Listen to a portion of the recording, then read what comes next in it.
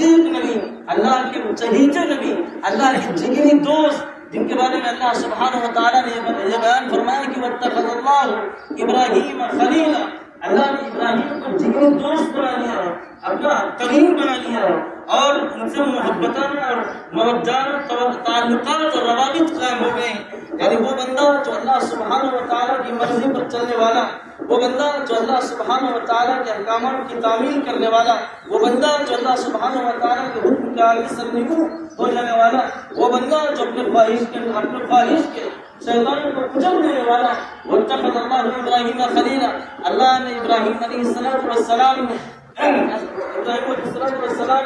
میں بہت سارے اوصاف اور بہت ساری صفتیں رکھی ہیں، اور اس کے بارے میں قرآن کریم میں تذکرہ فرمایا گیا ہے. جامعہ اس کے مواقع ہیں، کبھی سورہ صافات میں ان کا ذکر، کبھی سورہ حق میں ان کا ذکر، کبھی چوتھے پارے میں ان کا ذکر، سورہ نساء کے بعد سورہ نساء میں ان کا ذکر. اللہ سبحانہ و تعالیٰ نے حضرت محمد مصطفیٰ صلی اللہ علیہ وسلم کو بات کیا کہ نبی ہمارے ابراہیم خلیل ہیں اور آپ بھی میرے خلیل ہو، لہذا دونوں خلیل ہو اور جگری دوست ہو، انہی کی ملت کی پیروی کرو، انہی کے طریقے کے مطابق چلو. فَأَوْحَيْنَا إِلَيْكَ أَنِ اتَّبِعْ مِلَّةَ إِبْرَاهِيمَ حَنِيفًا، اور امت محمدیہ صلی اللہ علیہ وسلم کو انہی کے ذریعے اور انہی کے واسطے سے اس بات کا حکم دیا گیا کہ اے امت محمدیہ علیہ الصلوۃ والتسلیم، اس دن کو قربانی کے جذبے کو یاد کرو اور اپنے باپ جد امجد ابراہیم علیہ السلام کی ذرا کہانی اور داستان اور قصہ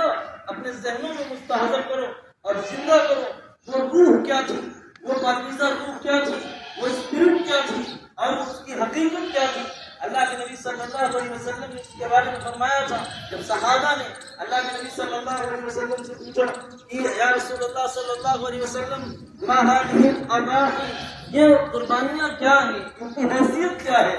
اللہ کے نبی صلی اللہ علیہ وسلم نے فرمایا تھا یہ سنت ابیکم ابراہیم، تمہارے جد امجد، تمہارے سب سے بڑے بزرگ اور جن کے بارے میں تمام ادیان و مذاہب کے ماننے والے لوگ یہ دعویٰ کرتے ہیں کہ ابراہیم کے ہم پیروکار ہیں، ابراہیم کی ملت کے ہم ماننے والے ہیں. ابراہیم علیہ السلام کو اللہ سبحانہ و تعالیٰ نے وہ خصوصیت، وہ محبوبیت عطا فرمائی ہے، اپنی جانب سے وہ مقبولیت عطا فرمائی ہے کہ یہودی ہو، عیسائی ہو یا کسی بھی مذہب کا ماننے والا ہو، وہ کسی نہ کسی طور سے کسی نہ کسی اینگل اور ناحیے سے ابراہیم سے جڑنے کی کوشش کرتا ہے. اور مشرکین مکہ اللہ کے نبی صلی اللہ علیہ وسلم سے اس بات کا دعویٰ کرتے تھے کہ ہم ابراہیمی ملت کے پیروکار ہیں. تو اللہ سبحانہ و تعالیٰ نے جھوٹے دعووں کی تردید کر دی اور جھوٹوں کا پردہ فاش کر دیا. فرمایا کہ یہ مشرکین مکہ یہ ملت ابراہیمی کے پیروکار نہیں ہے، یہ جھوٹے ہیں. یہودی جو کہتے ہیں یہ بھی جھوٹے ہیں. اگر یہ صحیح معنوں میں ہوتے تو ان کے نقش قدم کو اختیار کرتے، یا انبیاء علیہ الصلوۃ والتسلیم کو قتل نہ کرتے، یہ کلام اللہ کی تحریف نہ کرتے، یہ اللہ کے آئے ہوئے احکام کے سامنے تو سب نگل ہو جاتے، چپ جلا نہ کرتے اور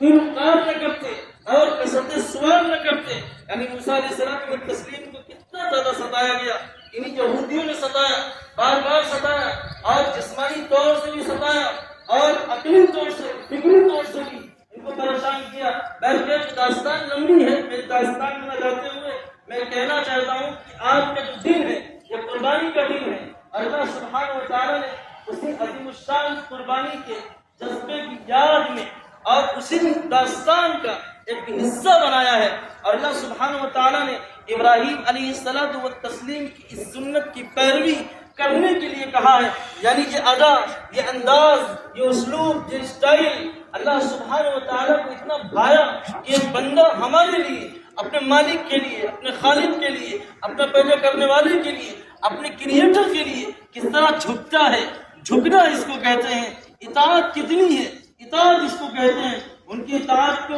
اور ان کی فرما برداری کو، ان کی اطاعت شعاری کو، ان کی جمع مردی کو، ان کے صبر و ثبات کو، استقلال کو، ان کی ہمت کو اور نفس کے کچلنے کے جذبے کو، اللہ کے سامنے جھکنے کے جذبے کو اور اللہ کے راہ میں قربان ہونے کے جذبے کو اتنا زیادہ سراہا گیا کہ ابراہیم علیہ السلام و تسلیم کے بارے میں اللہ نے صاف طور سے فرما دیا کہ ان ابراہیم کان امۃ